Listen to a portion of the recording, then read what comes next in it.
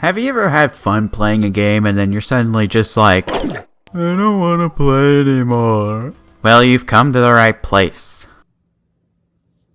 I had to kill Devil Warp Star for this, so shut up.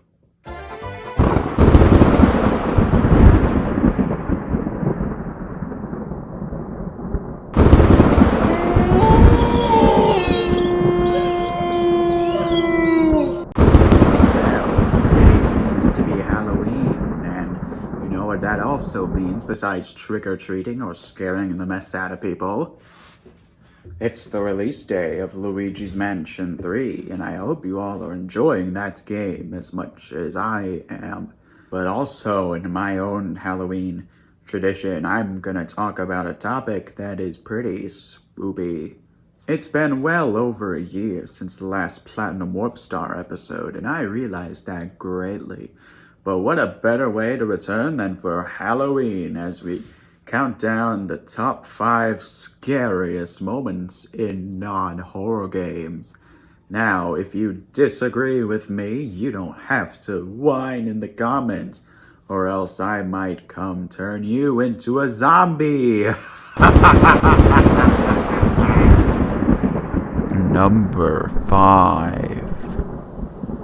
This may be a tad controversial to the topic of this list.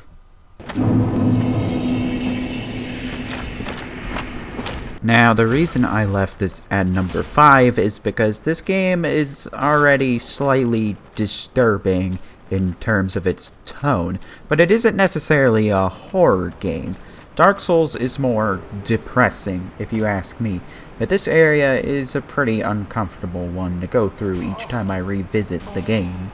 In the Tomb of the Giants, it is nearly pitch black around you when you first enter the place after you beat the easiest boss in the game, and after you go through a very annoying area beforehand. All you're left with is a light source that are colored in tiny colored sparkles on the ground to symbolize safe areas. There are loads of bottomless pits in the area, and sometimes out of nowhere, a giant skeleton comes in your view and ruins your life.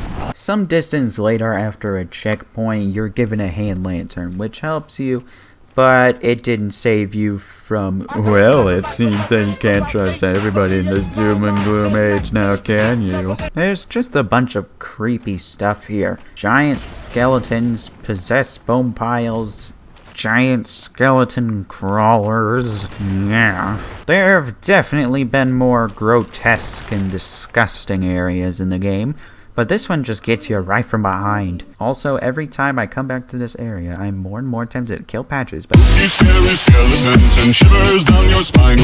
Shrieking skulls will shock your soul. Cut that out, let's move on. Number 4. I'm gonna need my little yarn, Yoshi. Yes, he's so cute, cuddly, and Wait, were dolls always this creepy looking? And why do they have axes? For a game that has kazoos for shitty music and an adorable art style, this was a twist I didn't expect. Now I know what you might be thinking. What could possibly be scary in Yoshi's Crafted World? Well, I'll show you what's exactly what I mean.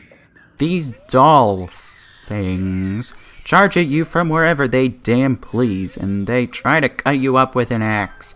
That's a bit messed up for a game with this as its main cover. Not to mention, the message boxes don't help with any of this. It just makes this entire stage feel like a f***ing creepypasta. Not to mention, they jump scare like, oh, we don't care about the age group, screw them! You can't even kill these things, they're just scared of light.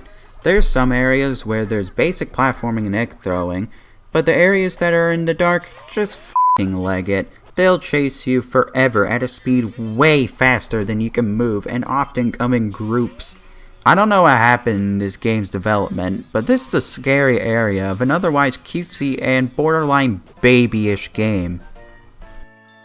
I still liked it though. I'm scared of all things stuffy things now. Thanks, Crafted World. Number 3. Sometimes the scariest thing is the fear of the unknown.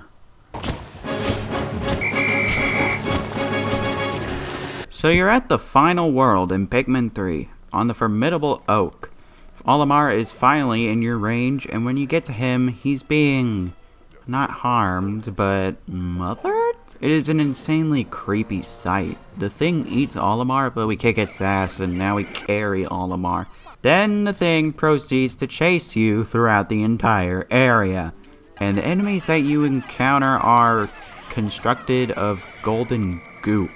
Likely what the Plasm Wraith is made of.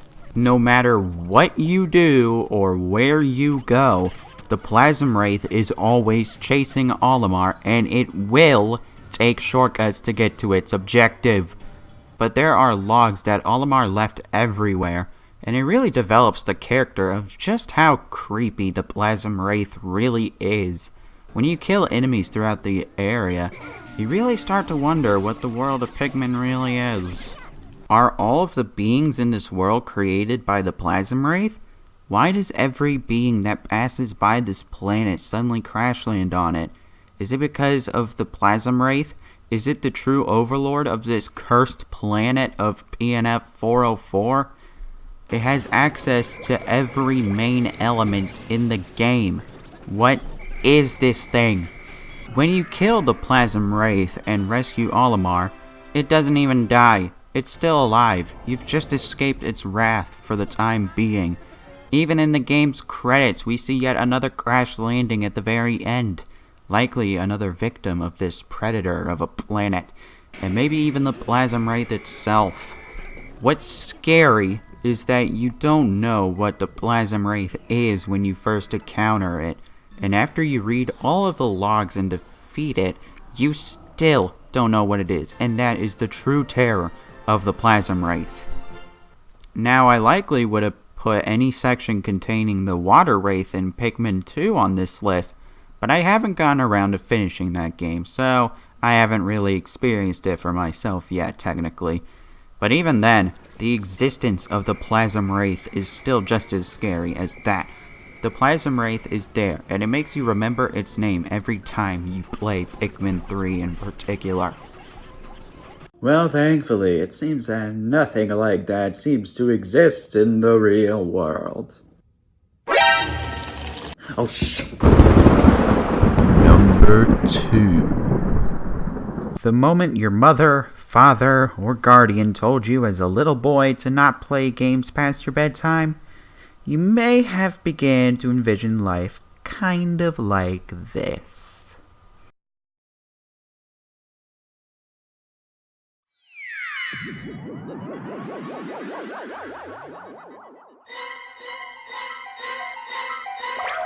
I'm gonna be honest with you guys, Game & Wario is a pretty mediocre game if you ask me. It's just a poor man's Nintendo Land in terms of minigame collections. About half of them are average to below average, 5 of them are actually good, and the rest are just bad. Out of all of them though, Gamer is easily the most replayable and has excellent use of the Wii U gamepad. 9volt is busy playing WarioWare balloon fight on his handheld, and he's getting high scores. 5volt, his mother, takes away the game and forces them to do the homework until they finish so they can get the game back. Then when they do get it back, turns out his mom was sneaking around and getting way higher scores than she has any right to. So now you have to stay up all night playing the game to beat her high while she comes to check in on you to make sure you're asleep.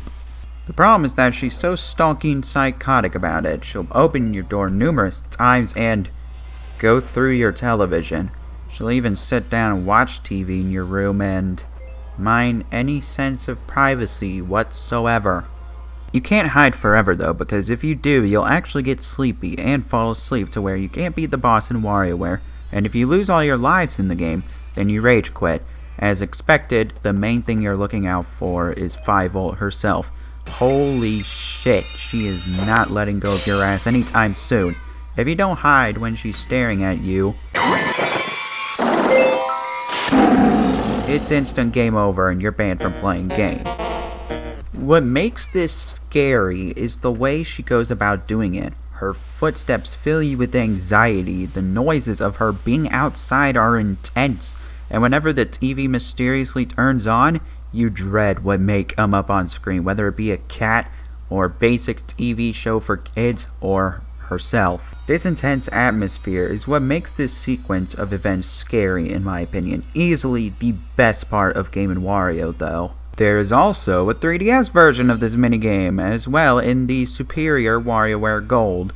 And yeah, she's even worse in that game. She has super strength, hangs down from your window, and breaks into your room to watch TV.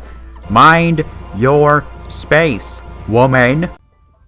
Ryder, are you playing games? I'm sleeping, I swear. Number 1.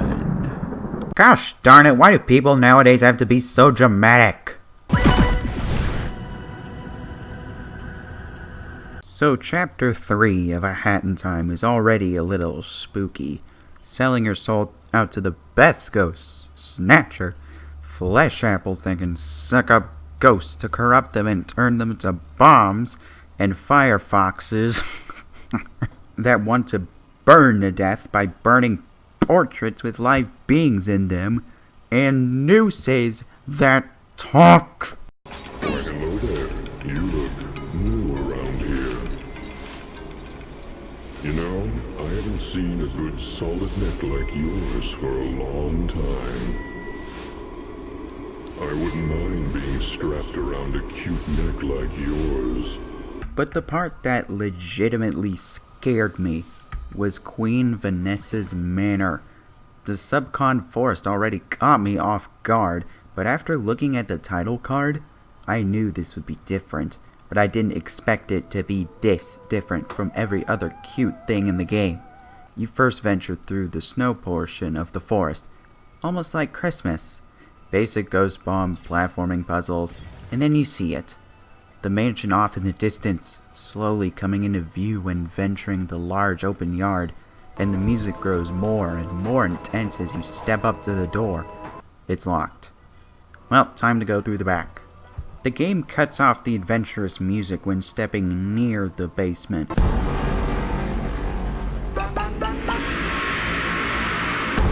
And then when you're in the basement, you're all like, holy shit, I'm stepping in booze! You see the markings of a chain prince from long ago. And when you enter the main hallway, the game turns into a horror game! Queen Vanessa once had a lovely prince that was way too observant when she was stalking her love, buying flowers, and got a glimpse of them shaking hands. Turns out he was buying flowers for her, but she made too many stories up in her head, so she was mentally destroyed and chained him in the basement to starve and die. A Hat in Time for kids! That doesn't even compare to the level itself. Queen Vanessa is constantly stalking you and waiting for you to come into her sight throughout the mansion, and is trying to turn you into stone cold ice. You must solve many puzzles to advance upstairs. However, these puzzles cause way too much noise, so when she comes to investigate, the game gets ludicrously loud and the screen warps. You can only hide under furniture to keep you safe. She's constantly ruining everything and making you scared every time you enter a new room. And the letters from her diary, oh man, are they creepy. There's even a point where you need to steal a key while she's taking a shower with a blood-written message on the wall. Every point of this bloody mansion is scary. Not spooky, scary. This is such a change of mood for the whole game that it deserves my #1 spot of scariest point in a non-horror game. There was originally going to be a 3rd floor of this mansion, by the way, but they were busy redesigning it, so they just scrapped it and made it 2 floors. But, worst of all, she killed Raz. Happy Halloween, everybody. Hopefully you've seen the frights of all these non-scary games. Now you will see that you are not safe anywhere in the world of gaming. You may never know when a game may decide to come creep up on you and scare you when you least expect it. Take this video as a note to self. Don't trust it, even if it's rated E. Where did my What the? clothes go? Alright, what's the big idea? You've gotta be kidding me. First off, I'd like to remind you that you have robbed me of my clothes, you thief.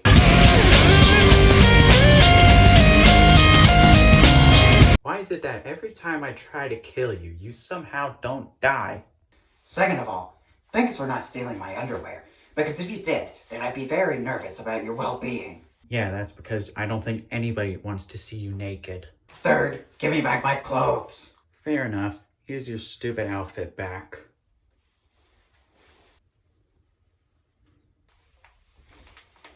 One eternity later.